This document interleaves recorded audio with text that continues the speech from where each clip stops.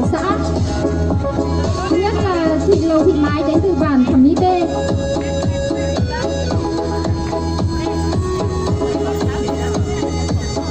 Luân Chim à.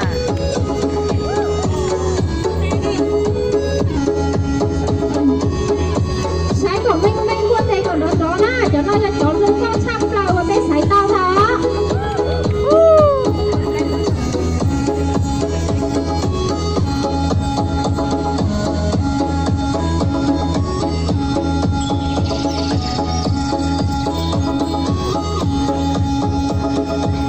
Chương trình là lo do từ muộn dòng thành cư nhá, đội xã.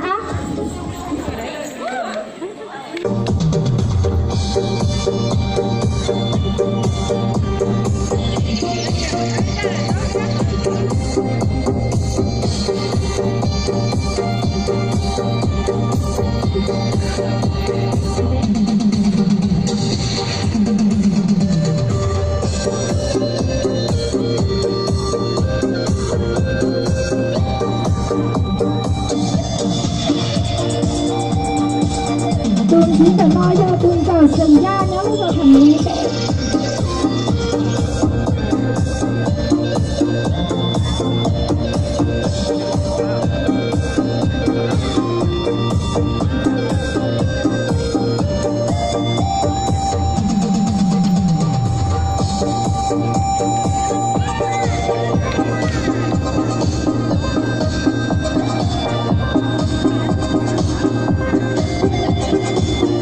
Chính là nói cho tôi sinh vui nhớ vào thằng Mỹ Tê.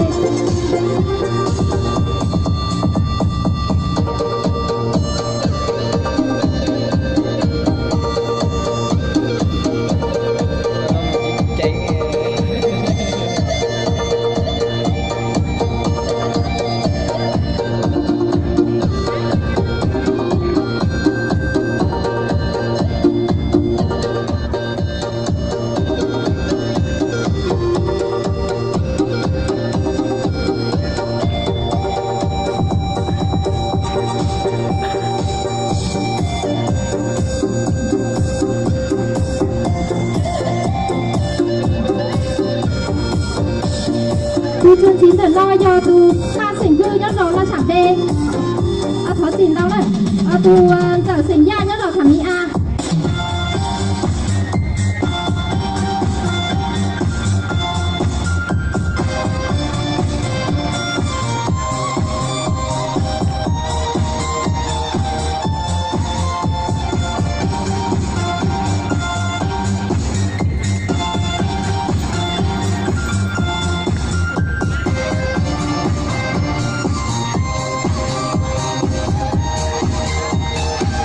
Chương trình là lo do từ mỏ thành châu nhất rồi thằng Mỹ A.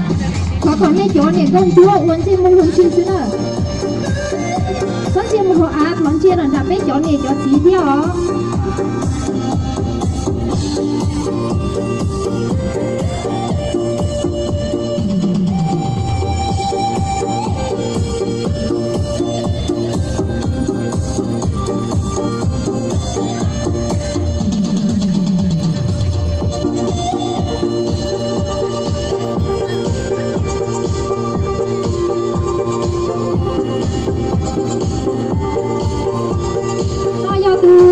Sinh chung nhớ rồi sẽ giống A.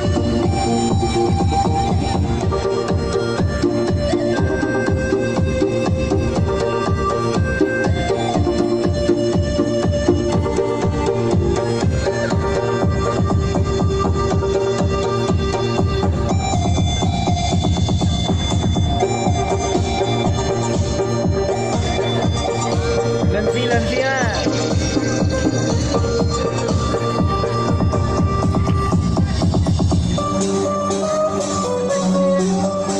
Tôi nhớ tờ lo tờ xin nó cho tôi nghỉ sinh lau nhớ rồi sẽ giống A thế nào.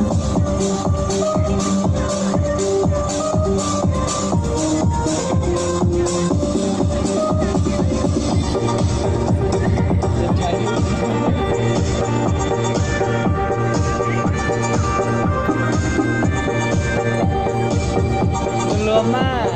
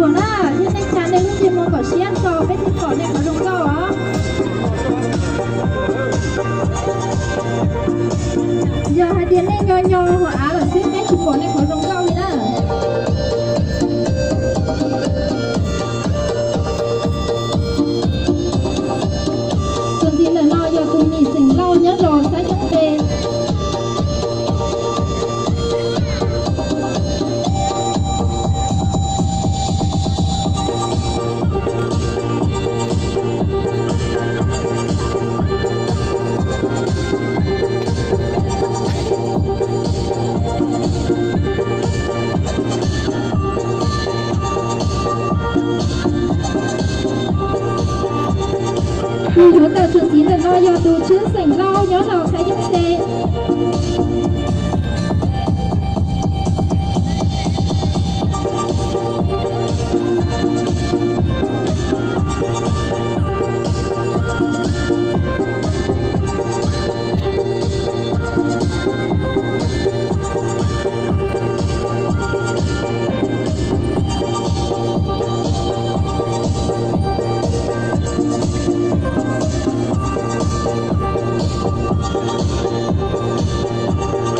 Chuẩn chín là lo do hạ sành ba sành hạ nhớ rồi rất giúp xe.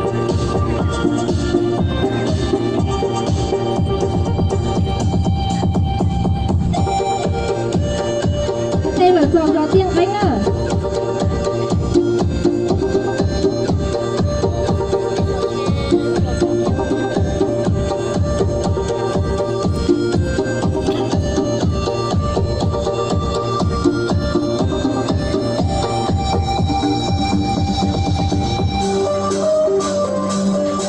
Có chơi từ một cho sảnh dư nhớ đầu tiên ấy.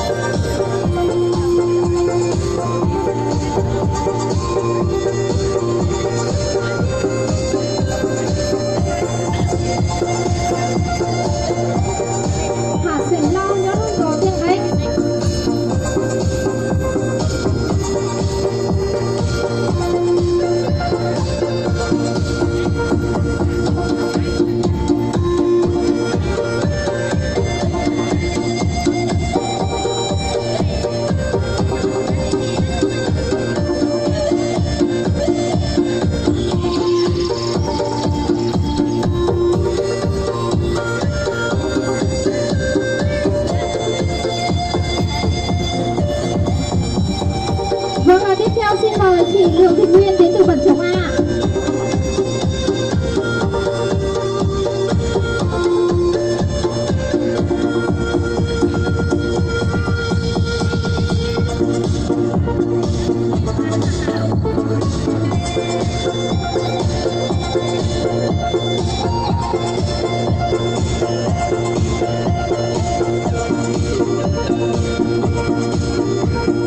Xin mời chị Lò Thị Yêu đến từ Bẩn Chồng A.